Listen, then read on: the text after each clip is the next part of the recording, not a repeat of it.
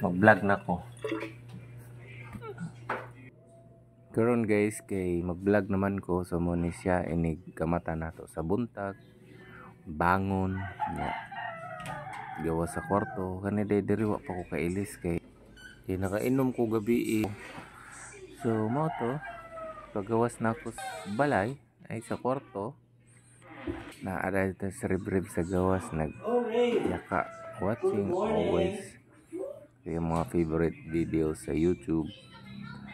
And syempre mata na to buntag, makita ni mo imong kapamilya na kung manghod si amay nagkape, nag-aso-aso pa jud ang iyang kape nga ingon niya nga tabang ko niyang kape ito lami man kay di ba jud ko hinamis. Imagine na siya kanang atong Filipino culture nga nigmata magkape. So, nakasanayan ako na namo nga kinsay magkape muzip jud ka na sa gamay.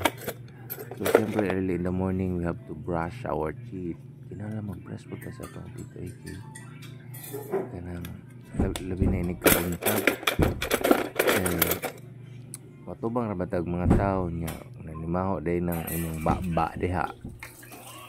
So you have to brush your teeth.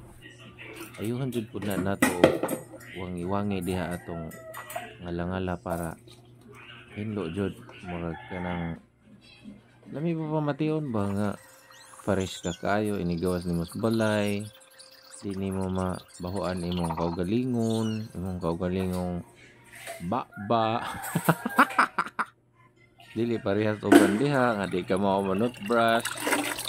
Na syempre mahilamos pud ta. Ikalig paggawas nato mutaon pa ta. So ang akong sekreto no ang akong naong kanang hilamos ra jud. So sa nga klase nga manghilamos jud ko.